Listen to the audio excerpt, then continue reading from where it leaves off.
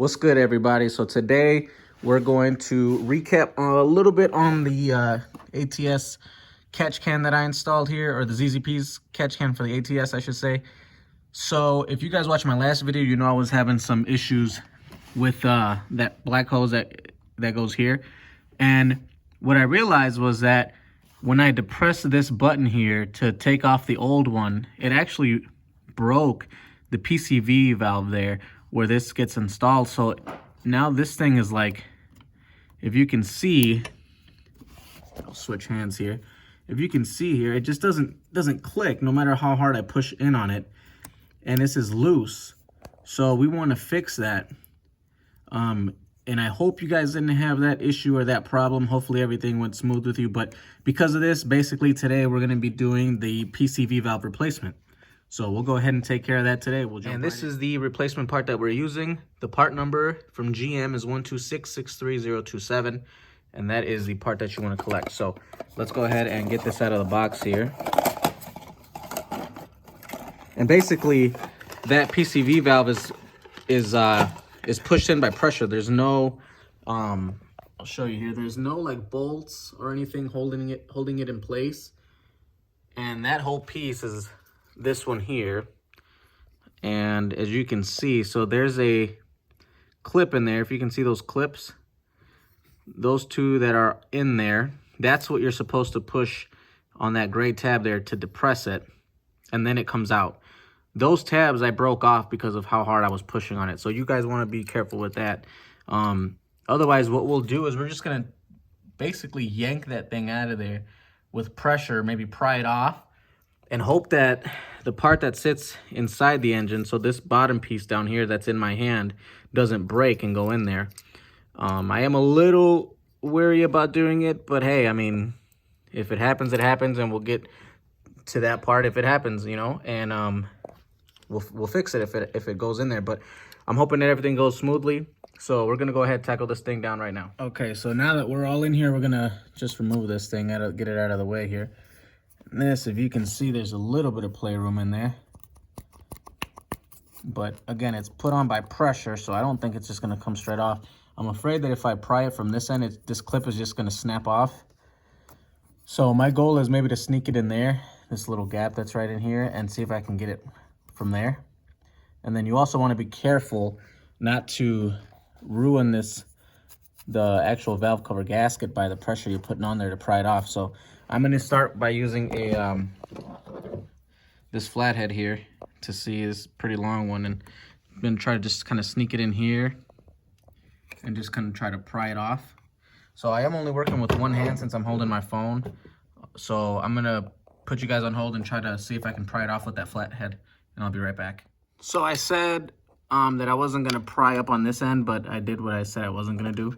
So I pried up from here with the flathead, and then with my other hand, I lifted this side up here like this as I was prying up on this part with the flathead, and was actually able to break it free just like this, because you see this little hole, it's not a screw or anything, it's just a little tab that's on the bottom end of this part.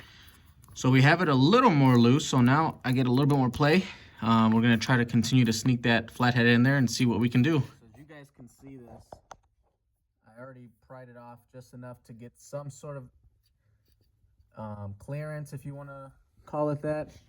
And I'm sorry I couldn't get it on video, but I only got two hands here. But basically I just snuck this in here, and as I was lifting, I kind of started to hear it crack. And so instead of going up and down like this, I kind of started prying like this and kind of pushing up at the same time, and it slowly started to lift out of there. I didn't have to apply too much pressure, but that's kind of how I got it up here to where it's at now. And I'm going to continue to keep prying, because I don't think it doesn't move if I try to take it off by hand. So I'm going to keep trying to pry, and maybe I'm going to do over here on this side so it's even, so it comes out evenly. And then we'll continue the video here. All right, here we are.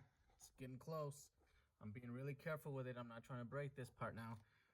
So I've just kind of been prying back and forth on this side, then this side. I'm trying to get it to come out as even as possible. I can't really sneak this flathead on this side here, so that's what I'm doing, left and right, left and right. I'm going to see if I can place my phone somewhere so you guys can see at least a little bit of this. Let's see if I can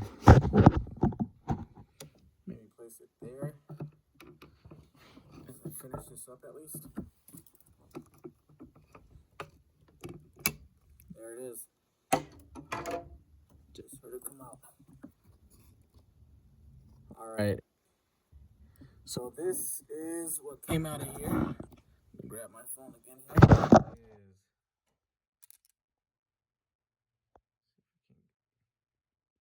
That looks bad. But I'm glad I was able to get it off and nothing broke into the engine.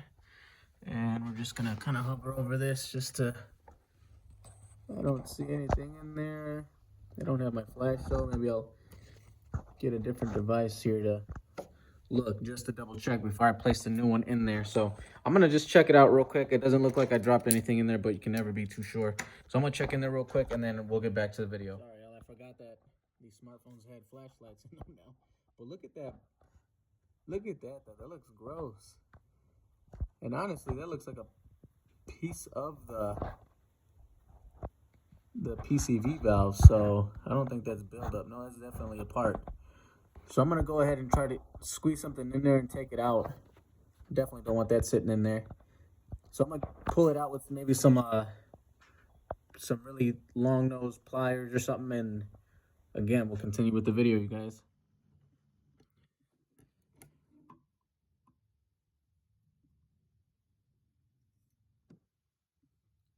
Got it.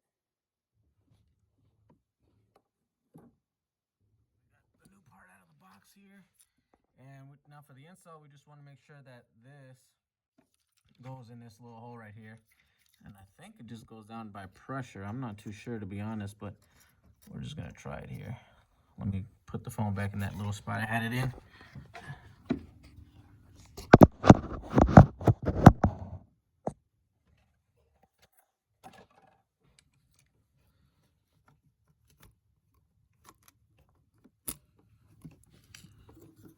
Line it up here.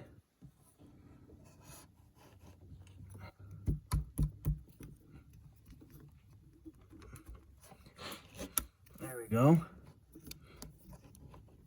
Bam, it's in there. I'm trying to turn it here and you can see this. Well, I don't know how well you can see, but let me look here. So now it's not turning nowhere because the little tab is inside that clip or whatever. So we're good. It's seated all the way down. Now, let's see if we can fit this bad boy in here. Let's see if it clicks. It's still not clicking. I'm gonna try over here from a different angle. All right. Let's try it from that side. Bam. And we are good to go. So this project is all done, you guys. That was quick. It honestly took maybe like 5 minutes to take that thing out of there. At least for me. Again, I hope it goes as smoothly as it did for me for you guys. And again, I hope you guys learned something new. I know there's not many videos about this LTG engine out there, this 2.0 engine, as far as maintenance and modifications. So I'm trying to really put a lot of videos out there for this platform.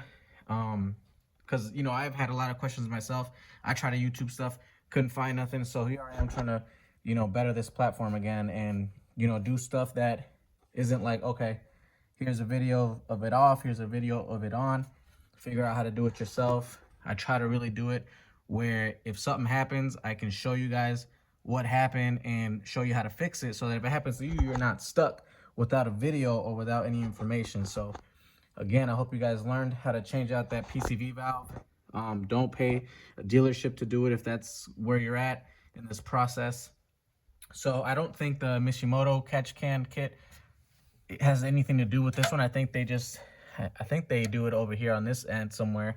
I'm not too sure, but we're gonna see if we can't do a video with the comparison of the two, because I know I've heard some people say that Mishimoto is better because it's got the two cans, but honestly they do the same thing. So I'd really like to see the difference between a $600 kit from Mishimoto and the $150 kit from ZZP.